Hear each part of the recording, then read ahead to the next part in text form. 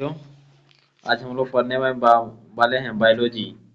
ठीक है, इसका जो हम लोग को टॉप क्वेश्चन जो आता है एग्जाम में, उसको आज हम लोग जानेंगे। पहला क्वेश्चन आता है, पत्तियों में गैसों का आदान प्रदान कहाँ होता है? पत्तियों में गैसों का आदान प्रदान कहाँ होता है?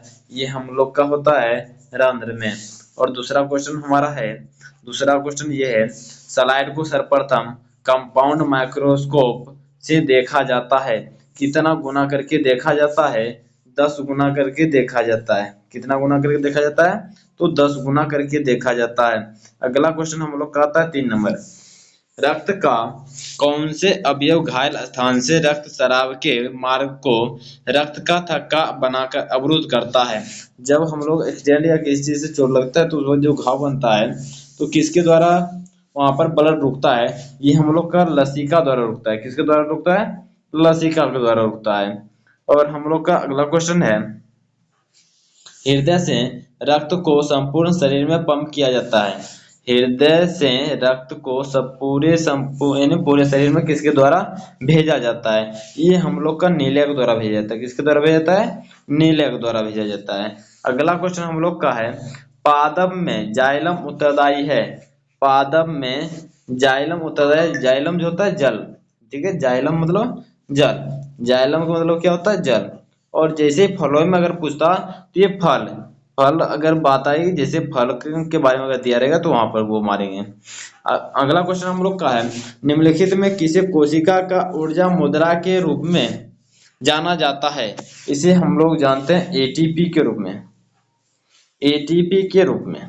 अगला क्वेश्चन हम लोग का है, आहार नाल का सबसे लंबा भाग क्या है? आहार नाल का सबसे लंबा भाग हम लोग का क्या है? छोटी आंत है। आहार नाल का सबसे लंबा भाग जो होता है छोटी आंत होता है। और अगला क्वेश्चन हमारा 8 नंबर है, स्वपोषी पोषण के लिए आवश्यक है। इनमें से सभी हो जाएगा। CO2 भी आवश्यक है, क्लोरोफिल भी आवश्यक है, और सूर्य का प्रकाश भी आवश्यक है। इसलिए इसमें जो आएगा ये सभी होगा। ठीक है, जो आंसर हमारा होगा वो ये सभी होगा। अगला क्वेश्चन हम लोग का है, ऑक्सीन क्या है? ऑक्सीन क्या है? ऑक्सीन हम लोग का एक प्रकार का हार्मोन है। एक प्रकार का हम लोग क्या होता है? हार्मोन है।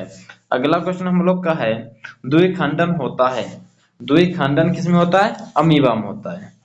द्विखंडन किसमें होता है? अमीबा में होता है। और हम लोग का 11 नंबर क्वेश्चन है, इथाइल अल्कोहल किस प्रकार के शोषण में बनता है? इथाइल अल्कोहल जो होता है अवायवीय शोषण में बनता है।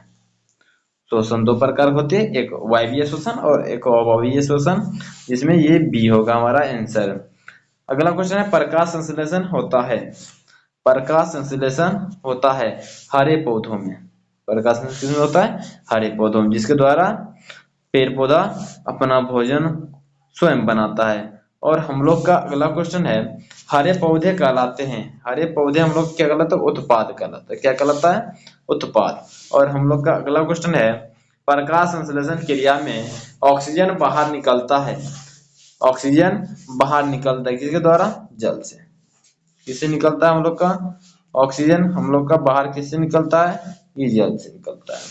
ठीक है, अगला क्वेश्चन हम लोग का है, मस्तिष्क उत्तरदायी है। मस्तिष्क उत्तरदायी है सोचने के लिए, हृदय स्पंदन के लिए, शरीर का संतुलन बनाने के लिए, इनमें सभी के लिए मस्तिष्क जो है सभी के लिए उत्तरदायी है। उसके बाद अगला क्वेश्चन है, मैग्नीशियम पाया जाता है। मैग्नीशियम जो है पाया जाता है किसमें? ये हम लोग का पाया जाता है क्लोरोफिल में। किसमें? क्लोरोफिल में। अगला क्वेश्चन हमारा 17 नंबर है, वृक्क एक भाग है। वृक्क एक भाग है उत्सर्जन तंत्र का। उत्सर्जन तंत्र का। ठीक है, यहाँ पे जो है उत्सर्जन तंत्र का हमारा वृक्क एक भाग है। पौधों में श्वसन क्रिया के अंतर्गत एडीपी के टूटने से कितनी ऊर्जा मुक्त होती है? ये मुक्त होती है 3.5 कैलोरी। ठीक है, ये होगा। ठीक है, हमारा सी जो है ये होगा आंसर। अगला क्वेश्चन हमारा है, प्रकृति में ऑक्सीजन का संतुलन कैसे बना रहता है? प्रकृति में ऑक्सीजन का संश्लेषण जो होता है प्रकाश संश्लेषण के द्वारा बना रहता है। अगला हमारा 20 नंबर क्वेश्चन है, मानव हृदय में कितने कोष्ठ होते हैं? मानव हृदय में टोटल 4 कोष्ठ होते हैं। कितने कोष्ठ होते हैं? 4 कोष्ठ होते हैं। और 21 नंबर क्वेश्चन है, मानव हृदय का औसत परकुंचन दाब है लगभग कितना? ये हमारा 120 वाला है। ठीक है। अगला क्वेश्चन हमारा है 22 नंबर, पौधों में वाष्पोत्सर्जन किस भाग में होता है? वाष्पोत्सर्जन पत्तियों से ही वाष्पोत्सर्जन होगा, इसलिए पत्ता। ठीक है, सी हो जाएगा। अगला क्वेश्चन हमारा है, यकृत से निम्न में कौन सा रस निकलता है? ठीक है, ये हमारा निकलता है पीतरस। क्या निकलता है? पीतरस। 11 हमारा यानी 24 नंबर क्वेश्चन है, इसमें सामान्यतः किसका उपयोग कोशिका द्वारा ऊर्जा उत्पादन के लिए होता है? ये हमारा ग्लूकोज होता है, ग्लूकोज। ठीक है। और अगला क्वेश्चन हमारा है 25 नंबर, डायलिसिस मशीन द्वारा रक्त के शुद्धिकरण की प्रक्रिया डैश कहलाती है? क्या कहलाती है?